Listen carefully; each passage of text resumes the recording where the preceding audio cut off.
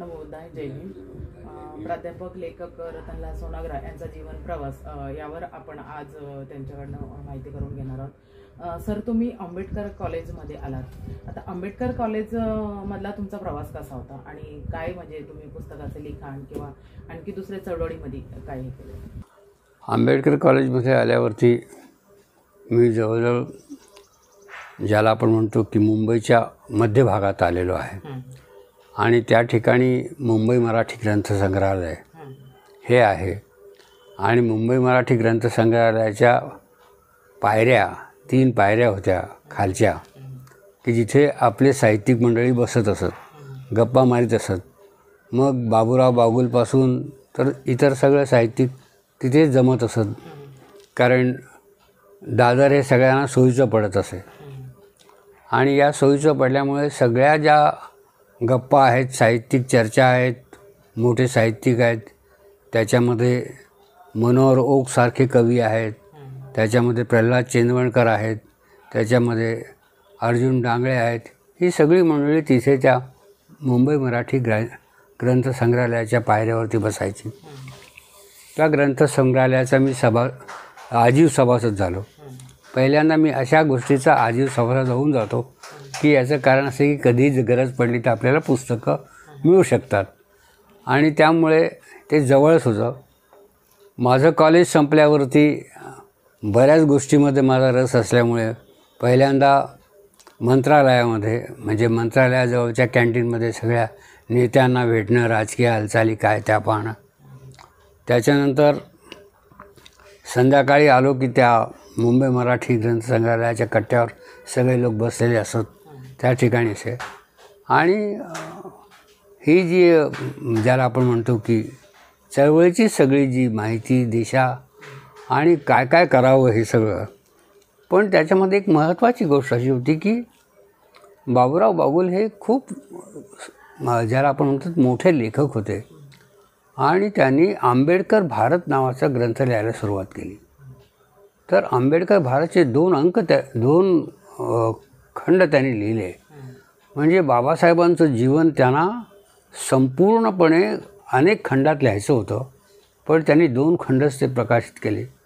त्यांची प्रतिभा इतकी विलक्षण होती की बाबासाहेबांच्या अगदी लहानपणापासूनच्या सगळ्या गोष्टी आणि कशा प्रकारे असावा असा एक महाकादंबरीचा त्यांचा तो प्रवास होता. आणि आपल्याला माहिती आहे की वैचारिकदृष्ट्या अनेक लोकांशी विचारविनिमय करावा लागतो. बाबूराव बागुल यांचा संबंध कामगार चळवळीशी असल्यामुळे साम्यवादाशी त्यांची ओळख होती, मार्क्सवादाची त्यांची ओळख होती, पुरोगामी चळवळीशी त्यांची ओळख होती. तेव्हा आपल्याकडे एक अशी प्रथा असते की एखादा मनुष्य कुठे गेला की ज्याप्रमाणे पूर्वीच्या काळात गमतीनं असं म्हणायचे, पाव टाकला आणि त्या विहिरीचं पाणी प्याला की बाटला. तेव्हा काही लोक कुणाच्या बरोबर दिसले की ताबडतोब शिक्का मारून मोकळे, कारण यांना आपल्याला जास्त अडचणीत यायला नको, बुद्धी वापरायला नको. आणि म्हणून ते एखाद्या माणसाला कुठेही एखाद्या डब्यात फिक्स करायला तयार असतात. आपला भारतीय मनुष्य देखील काय करतो की पहिल्यांदा बोलायला जेव्हा सुरुवात करतो तेव्हा नावगाव विचारतो, मग हळूच वेगळ्या पद्धतीनं तुमचे नातेवाईक कोण विचारतो आणि जोपर्यंत त्याला जात कळत नाही तोपर्यंत तो मोकळा होत नाही. त्याला आता हा आहे, अमुक आहे हे कळल्यावरती मग आता कसं बोलावं याची ती तरतूद सुरू करतो. त्याप्रमाणे साहित्यिकामध्येही असं होतं की बघ ही माणसं ताबडतोब शिक्का लावून मोकळे होतात. पण या विराट ज्याच्या म्हणतात की या जगामध्ये, ज्ञानाच्या अफाट जगामध्ये, जिथे बुद्धासारखे म्हणतात की बाबा सगळा विचार करा, अभ्यास करा आणि मग निर्णय घ्या. बाबासाहेब म्हणतात की तुम्ही वाचा, विचार करा, शिका, ह्या गोष्टी ज्या सांगतात म्हणजे सगळं जग पाहायला सांगतात आणि त्यातून तुम्ही निवड करा हे म्हणतात. ते स्वतःचं लादत नाहीत. तुम्हाला त्यातलं जे आवडेल ते तुम्ही घेऊ शकता. ही इतकी स्वातंत्र्याची भूमिका जेव्हा बाबासाहेब आणि बुद्धांची असते तेव्हा साहित्यिकसुद्धा याच्यापासून मोकळे राहू शकत नाही. तेही आपल्या स्वातंत्र्याचा उपयोग करतात आणि खूप मोठी ज्याला आपण म्हणतो की चळवळ दलित साहित्याची. पण भारतामध्ये हे काही नव्हतंच. हे मुंबईच्या काळातच आणि इथेच सगळं झालं होतं. मग भारतात ते कसं पोचलं तर भारतातही ती एक चळवळ होती, पण तिचं नाव वेगळं होतं. ते एक समांतर साहित्य असं त्यांनी ते सुरू केलं होतं, की ज्या लोकांचं साहित्य कधी आलंच नाही आणि त्याला ते हिंदीमध्ये म्हणायचे की जो हाशिये पर थे उनकी ज़िंदगी कभी आई नहीं, वो लिखने वाले लोग जब आए तो वो समांतर साहित्य होगा, की त्याला एक उत्तर साहित्य समांतर साहित्य निर्माण झालं. आणि हे समांतर साहित्य याचा विचार मुंबईमध्ये असताना कमलेश्वर नावाचे एक फार मोठे लेखक होते आणि ते सारिका या मासिकाचे संपादक होते. ते सारिका मासिक खूप पुरोगामी दृष्टीने ते काढायचे आणि ते स्वतःही पुरोगामी होते. मग त्यांनी दलित चळवळीतल्या या सगळ्या मंडळींना जवळ केलं की तुम्हीही वेगळं करताय, आम्हीही समांतर साहित्य करतो आहे. आणि मग त्यांच्यामध्ये त्यांची चर्चा, त्यांचे वादविवाद, गोष्टी आणि असं घडायचं आणि भारतात ते कसं पोहोचेल तसा विचार आला. आणि कमलेश्वर एक खूपच प्रतिभाशाली असल्यामुळे त्यांनी सारिका या मासिकाचे म्हणजे जे टाइम्स ऑफ इंडियाचं प्रकाशन, बेनेट कोलमनचं प्रकाशन, त्याच्यामध्ये दलित साहित्याचे 2 खास अंक काढले आणि दलित साहित्यामध्ये आलेल्या कथा वेगवेगळ्या लेखकांच्या त्या हिंदीमध्ये करून दिल्या की असं साहित्य निर्माण होऊ शकतं. आणि खूप मोठा सुंदर आग्रलेख लिहिला बाबासाहेबांचा फोटो टाकून की उन्होंने कहा था, त्यांनी सांगितलं होतं की हे असं करावं, असं सुंदर त्यांनी केलं. आणि स्वाभाविकतः हिंदीमध्ये करणं म्हटल्यावरती आणि मी हिंदीचा प्राध्यापक होतो तर त्यांनी चौकशी करून माझी गाठ घेतली आणि कमलेश्वर आमच्या कॉलेजमध्ये आले. मला म्हणाले की असे आम्ही 2 अंक काढतो आहोत. बाबूराव बागुलांची कथा जी होती माय, ती मी हिंदीमध्ये केली, कारण काही गोष्टी मराठीतल्या बाकीच्या मंडळींना भाषांतरकारांना कळतच नव्हत्या. दलित साहित्याच्या काही गोष्टी तर कळतच नव्हत्या, कारण कशाला कुठला शब्द वापरावा हे त्यांना माहीत नाही. कारण दलित साहित्यामध्ये एक वेगळी शब्दावली होती, त्यांचं एक वेगळंच असं वाक्प्रचार, वाक्यरचना, म्हणी अशा होत्या. आणि त्याच्यामध्ये नामदेव ढसाळसारख्यांची भाषा आणखीन वेगळी होती. तर त्या भाषेचा अनुवाद करणार कोण? आणि दुसरी गोष्ट की मला या दोन्ही गोष्टीची जाणीव मला मराठी भाषेची होती आणि हिंदीमधलीही त्यातली जी समांतर भूमिका होती तीही माहीत होती. आणि त्यामुळे जवळजवळ सगळ्या गोष्टी, बऱ्याच गोष्टीचा अनुवाद मी केला. काही लोकांची दुसऱ्यांची नावं टाकली, काही ठिकाणी माझी नावं टाकली. म्हणजे बाबूराव बागुलांची कथा असो, आपल्या प्रल्हाद चेंदवणकरची असो, अर्जुन डांगळेची असो, या सगळ्या कथा त्याच्यामध्ये आल्या. अण्णाभाऊ साठेंची कथा जी मुकुल मुलानी म्हणून होती ती मी हिंदीमध्ये केली. आणि ते 2 अंक फार अप्रतिम असे कमलेश्वरांनी काढले. तर त्यामध्ये त्याने फार भूमिका स्पष्ट केली की कसं यांचं जीवन आहे, कसं यांचं साहित्य आहे. आणि अशा प्रकारे ज्याला आपण म्हणतो की भारताचं व्यासपीठ, भारताचा परिप्रेक्ष्य दलित साहित्याला मिळाला आणि दलित साहित्य हे बाहेर जाऊ लागलं आणि त्याचा विचार होऊ लागला. दिल्लीमध्ये तर काही लोकांनी दलित साहित्य अकादमी स्थापन केली. ते तरुण लोक होते, त्यांनी खूप मोठं काम केलं आणि बाबासाहेबांच्या चळवळीमध्ये ते सामील झालेले लोक होते. आणि मग त्यांनी दलित साहित्याची तिथे वेगळी ज्याला आपण म्हणतो शाखा काढली आणि खूप लोक लिहू लागले, नवे लिहू लागले.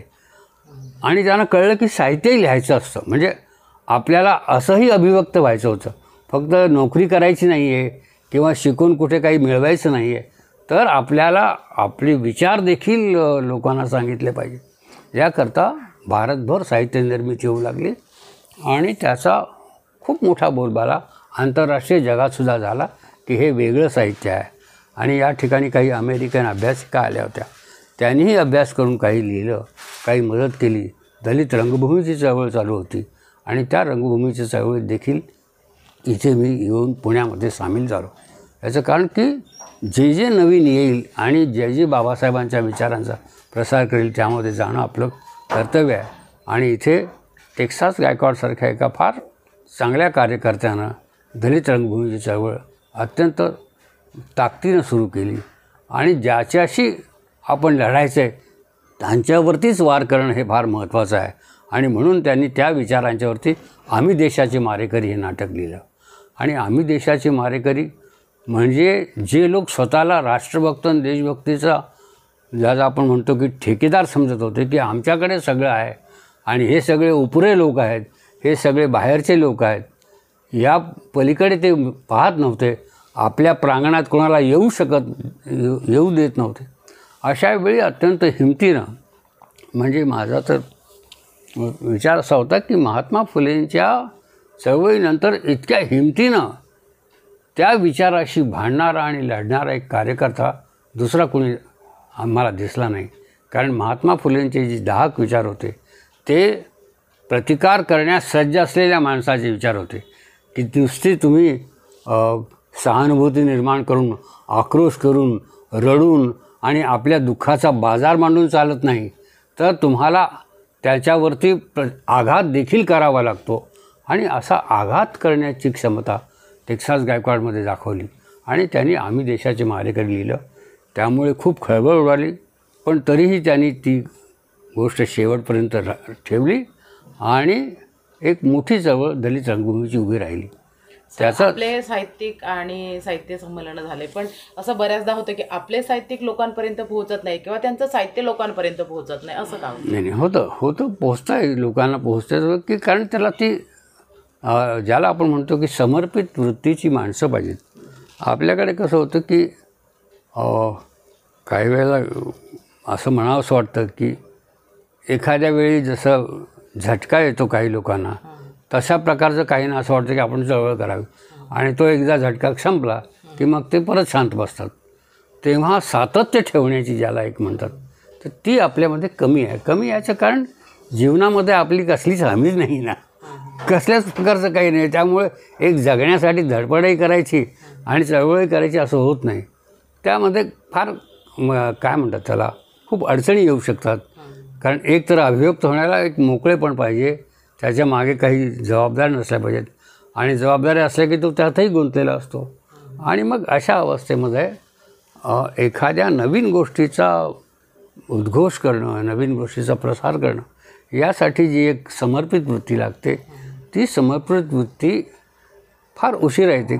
काही लोकांचं कसं असतं की त्यांचं राज्य पूर्वी होतं, त्यांचं आधिपत्य होतं, त्यांचं आधिपत्य गेल्यामुळे पुन्हा त्यांचं आधिपत्य त्यांना ते स्थापन करायचं आहे म्हणून त्या संस्था कार्यरत आहेत आणि त्या अगदी निष्ठेनं कार्यरत आहेत.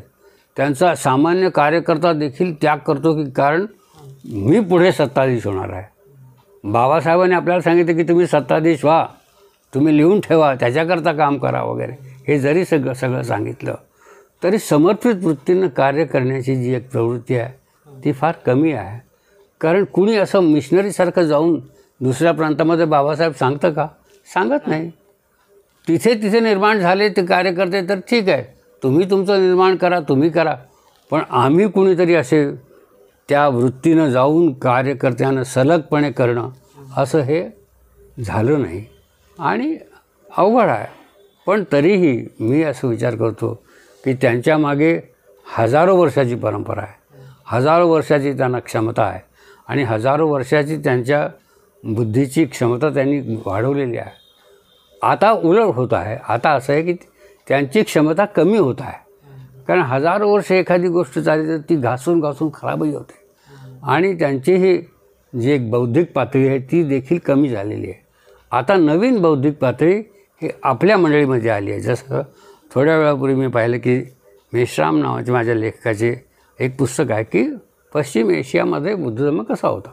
तर ही जी एक संशोधनात वृत्ती, ही जी विचार करण्याची ज्याला म्हणतो त्याच्यावर विचार करण्याची त्यांच्यामध्ये क्षमता निर्माण झाली, ती बाबासाहेबांच्या आविर्भावामुळे निर्माण झालेली आहे. आणि मग असे आता सुरू आहेत, ठिकठिकाणी आहेत आणि आपल्यापेक्षा अधिक जोमानं काम करणारे लोक आहेत.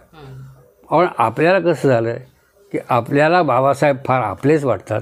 सगळ्या गोष्टी आपलेच असल्यामुळे आपल्याला काय करायची गरज आहे, आपलेच आहेत. तर या दृष्टीनं हे आपलेपण जे आहे हे आपलेपण आपल्याला एकमेकांच्या विरोधामध्ये उभं करतं. कारण जेव्हा मीही आपल्याच आहे, तुम्हीही आपल्याच आहात, मग तो म्हणतात ठीक आहे, मग आता आम्ही पाहू. त्यामुळे ज्यांच्या हातात शस्त्र आहेत त्यांनी आपल्या बंदुकीची टोकं शत्रूच्याकडे करण्याऐवजी स्वकीयांच्याचकडे केलेली आहे. त्यामुळे मी म्हटलं अहो तुमच्या बंदुकी रोखलेल्या कोणावरती आहेत. लक्षात ठेवा की आपल्या विरोधी विचाराशी प्रतिकार करायचा, आपल्या लोकांशी नाही. पण असं होतं की शस्त्र मिळालं की पहिल्यांदा बॉनेटची टोकं ही आपल्या बाजूला झुकतात आणि स्वकीयांची झुकतात. मोठी त्याच्यामध्ये ज्याला आपण शोकांतिका आहे, पण तरी हे खरं आहे. पण ही साहित्य संमेलनं, नाट्य संमेलनं होत होती, अगदी अभावग्रस्त पद्धतीनं होत होती. कारण आता बाहेरची जी संमेलनं होतात त्यांना सरकारची खूप मोठी मदत आहे. आता तो 50 लाखापर्यंत गेली, मला वाटतं कोटीपर्यंत जाईल. आणि आमचं साहित्य घ्यायचं तर आम्हाला पत्ताच नाही, कसलाच नाही. म्हणजे आम्ही हॉल भाड्याने घेतला तरी तो मिळत नाही, मिळणार नाही. आमच्याकडे काही साधनं नाहीत. पण साधनं नसताना देखील वेगवेगळ्या पद्धतीनं आपण त्याचा उपयोग केला. आणि ज्यावेळी लक्षात येतं की साधनं आपल्याला मिळणार नाहीत, मग आपण आपल्या साधनाशी लढायला तयार होतो. तर आश्चर्य वाटेल आपल्याला की जेव्हा दलित साहित्य संमेलन मिलिंद महाविद्यालयात भरलं, बाबासाहेब आंबेडकरांच्या औरंगाबादच्या मिलिंद महाविद्यालयात एक साहित्य संमेलन झालं. कमलेश्वर त्याचे उद्घाटक होते. कारण आपल्याला माहिती आहे की आपल्याला लोक जवळ केले पाहिजेत, आपल्या विचारांचे जवळ केले पाहिजेत. आपल्याजवळ बिहारमध्ये कोण आहेत, आपल्याबरोबर UPमध्ये कोण आहे, तिथे तर काहीच गेले नाही. रिपब्लिकन पक्षाचे 50 राष्ट्रीय अध्यक्ष फक्त महाराष्ट्रातच आहेत, इतर ठिकाणी कोणी गेलेच नाही. त्यामुळे तिथे कोण आपले मित्र आहेत, तिथे कोणाशी आपण, भारत फार विशाल आहे. आणि इतक्या मोठ्या देशामध्ये जर फक्त एकाच ठिकाणी 50-60 राष्ट्रीय अध्यक्ष असतील तर काय उपयोग त्यांचा. ते इतरत्र गेले पाहिजे, सगळ्या ठिकाणी सांगितलं पाहिजे. तर तो जो संमेलन होतं ना, तर ते संमेलन भरलं होतं मिलिंद महाविद्यालयामध्ये. आणि कमलेश्वर हे त्याचे उद्घाटक होते, हे मी सांगितलं. पण सगळ्यात वैशिष्ट्य तुम्हाला सांगतो की त्या संमेलनाचं उद्घाटन कसं व्हावं. आपण सगळी उद्घाटनं पाहिली, दीप प्रज्वलित करून, आणखीन काही करून. पण दलित नाट्य संमेलनाचं उद्घाटन हे मशाल प्रज्वलित करून होतं. साहित्य संमेलन मशाल प्रज्वलित करून होतं. पण या ठिकाणी मिलिंद महाविद्यालयात जे संमेलन झालं त्याचं उद्घाटन झालं. अजूनही माझ्या अंगावर शहार येतात की नामांतराच्या दंगलीत जे घर जळालं त्याचा जो एक खांब होता त्या घराचा, तो त्यांनी तिथे रोवला होता. आणि फक्त दाखवलं की ही जी नामांतराची लढाई संपली नाही, लढाई यार हो नामांतराची, तर ही त्याची निशाणी आहे. हे ते खांब आहे की जे घर नामांतरामध्ये जाळलं. फक्त बाबासाहेबांचं नाव देण्यासाठी ज्या लोकांची घरं जाळली त्याचा एक खांबमध्ये उभा केला आणि त्याला अभिवादन करून त्या संमेलनाचं उद्घाटन झालं. तेव्हा त्याला एक फार मोठा अर्थ निर्माण होतो की नामांतरासाठी प्राणार्पण करणारा पोचीराम कांबळे हा दिसू लागतो की अरे की नाही, आम्ही बाबासाहेबांच्या नावानं, जयभीमच्या नावानं म्हणजे प्रतिकार करू शकतो. मरू शकत नाही की तुम्ही मरावं याच्यानं, असं नाही, तर तुम्ही प्रतिकारही करू शकता, याचं प्रतीक ते उभं राहिलं. तर एक मोठा विचारही याच्यामध्ये उभा राहिला. आणि आता मी त्या कॉलेजमध्ये असल्यामुळे मला जाता येता येत होतं. परंतु माझी स्थिती फार विचित्र होती की माझ्यावरती, मी त्यावेळी वर्तमानपत्र काढलं तर माझ्यावर बँकेचं कर्ज होतं. आणि त्या बँकेच्या कर्जाला जामीनदार होते ते माझे एक प्राध्यापक होते आणि माझे एक मित्र होते. आता ते मला दरवेळी म्हणायचे अरे तू कधी भरशील. आता कधी भरायला तर म्हणजे नोकरी तर लागायची, दर नोकरी सुद्धा सुटायची. आणि आता कुठेच मी आलो तर त्यावेळी मला हायकोर्टाची नोटीस आली की तुमचा पगार जप्त करण्यात येत आहे, की हे चालणार नाही. आता काय करावं ते इतकी त्याच्यावरती ती पहिली नोटीस पाहिली आयुष्यात मी की ज्याच्यावरती इतका मोठा गोल शिक्का आणि मला मिळाली. काय करावं. आणि त्यावेळी माझं प्रबुद्ध नायक हे परत मी वर्तमानपत्र सुरू केलं होतं. म्हणजे मागच्या वर्तमानपत्राचं कर्ज आहे. आणि परत कॉलेजमध्ये जाऊन सुरू केलं. परत लोकांच्याकडून गोळा करायचे, पैसे गोळा करायचे, पेपर काढायचा. त्यात मिळायचं तर काही नाही, असलेले जायचे. तर पण असं असतं की शेवटी तुम्ही मित्र गोळा केलेले असतात. मी पुण्यामध्ये एकदा भाषण केलं होतं आणि ते भाषण आमच्या काही मित्रांना आवडलं होतं. त्यामध्ये रवींद्र मोरे हे जे प्रसिद्ध शंकरराव मोरे होते, त्यांचे चिरंजीव हे काहीतरी वकील होते, त्यांनी जे ऐकलेलं होतं. आणि अचानक मला ते हायकोर्टात भेटले. मी तो कागद घेऊन गेलो. म्हटलं सर मला हा असं झालं आहे. ते म्हणले ठीक आहे, तुम्ही काळजी करू नका, मी बघतो याच्याकडे. म्हणजे माझ्याकडे तर काहीच नाही. पण ते त्यांना दिलं. पुढे ती केस संपली, कारण ते पैसे काय भरले ते. तर स्थिती अशी होती. तरीही या चळवळीत इथे पुण्यामध्ये, मुंबईमध्ये ज्या ज्या ठिकाणी होतील त्या त्या ठिकाणी मी जात असे, हजर होत असे. एकदा नगरला आम्ही नाट्यसंमेलन घेतलं. आम्ही सगळे घरचे लोक नगरला गेलो. नगर माझं गाव आणि माझ्या गावातच संमेलन. मग मला जाणं भाग. मी कार्याध्यक्ष त्याचा, जाऊन येऊन असे. अनेकांना बोलावलं, साहित्य संमेलन घेतलं. आणि मग साहित्य संमेलनामध्ये आता स्वागताध्यक्षाचा प्रश्न आला. तर मला असं वाटलं की सगळं काम तर आपणच करतो, तर आपणच. तर त्या संमेलनामध्ये आम्ही सगळे घरचे लोक गेलो. आणि तसंच संमेलनाच्या वेळी मला ते करता नाही आलं त्यांना स्वागताध्यक्ष. मला म्हणले अरे काम तर तूच करणार आहेस, पण आपल्याला मंडप बांधायचा आहे, हे करायचं आहे, हा सगळा खर्च कोण करणार? तर आपण असं करू, अमुक माणसाला प्रमुख करू. तर मला फार वाईट वाटलं की आता काम तर सगळं आपण करणार. आणि तर मला दादासाहेब रुपये वेगळ्याकडे घेऊन गेले, कोपऱ्यात घेऊन गेले. मला म्हणले रतन असं आहे की विचार आपलेच सांगायचे आहेत, पण आपल्याकडे साधनं नाहीत. आपल्याला यांचा उपयोग केला पाहिजे. तो कसा? तर त्यांनी मला सांगितलं की रतन, कावळ्याच्या घरट्यात आपल्याला कोकिळेची अंडी उगवायची आहेत. त्यातून निघणारं जे आहे ती कोकिळाच निघणार आहे, पण आपल्याकडे साधनं नसल्यामुळे आपण कावळ्याच्या घरट्यात. आणि मला ते एकदम मनाला लागलं की बरोबर आहे. ठीक आहे, आपल्याकडे साधनं नाहीत आणि सगळा खर्च त्यांनी केला. अर्थात हे जे वाक्य आहे त्याचा दुरुपयोग होऊ नये याचं कारण आपली बरीच माणसे शत्रू पक्षातही जाऊन बसलेली आहेत. आणि ते जर म्हणायला लागले की आम्ही असं करतो तर ते फार चुकीचं आहे. याचा दुरुपयोग होऊ नये म्हणून मी हे उदाहरण सांगत नाही.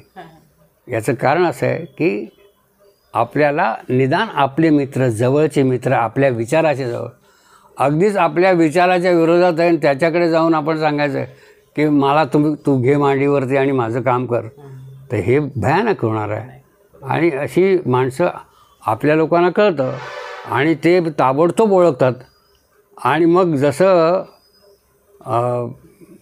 काही लोक म्हणतात ना की मग त्याच्या मैतीला देखील जाणार नाहीत. तर आपले लोक इतके भारी आहेत की एकदा ओळखलं ना की आपला नाही, तर त्याची बरोबर तिरडी काढून मोकळे होतात. तर हे जरा लक्षात ठेवून घ्यावं म्हणून म्हणायचे की जागृतीचा अग्नी अखंड ठेवत ठेवा. बरोबर. तर आपण आता ह्या कार्यातून ते तेवढ ठेवतोय का? बिलकुल बिलकुल करतोच आपण, प्रश्नच नाही. परंतु त्याला काय म्हणतो की काही वेळेला काही गोष्टी आपल्याला कळत न कळत आपण शत्रुपक्षालाच मदत करत असतो. आपल्याला जो गिळणार आहे त्यालाच मदत करत असतो. ही गोष्ट होते कधी कधी. तर मला पुढचा भाग सांगायचा होता की तिथे गेल्यावरती ते साहित्य संमेलन चांगलं झालं. खूप लोकांना बोलावलं. मला खूप त्रास झाला. याचं कारण प्रत्येकजण मला सांगायला लागलं आमचं भाडं द्या, आमचं तमूक द्या. तर पैसे तर माझ्याकडे नव्हते. बरं कार्याध्यक्ष मी, स्वागताध्यक्षांनी मंडप दिला, सगळं दिलं, मग बाकीच्या गोष्टी काय करायच्या? तर माझे मित्र असीर सर त्यावेळी मंत्री होते. मी त्यांना म्हटलं सर इनको पैसे देने के अभी क्या करने का, ये सब मांग रहे मेरे को. तो बोले चल यार, बोले अभी क्या करते. ते रात्री एका याच्याकडे गेले, त्याच्याकडून 10,000 रुपये घेतले उसने आणि मला दिले की आता तू हे तुझ्या त्या लोकांना दे आणि त्यांना घरी पाठव. तर त्यांना मी पैसे दिले, घरी पाठवलं. काही लोकांना आलेले लोक बरं संमेलनाला आलेले, म्हणजे असं नाही की त्यांना पाहुणे म्हणून बरं आले म्हणे आमच्याकडे आता पैसे नाहीत, जेवण खाऊन सगळं झालं, सगळं संमेलन झालं, जायला पैसे नाहीत.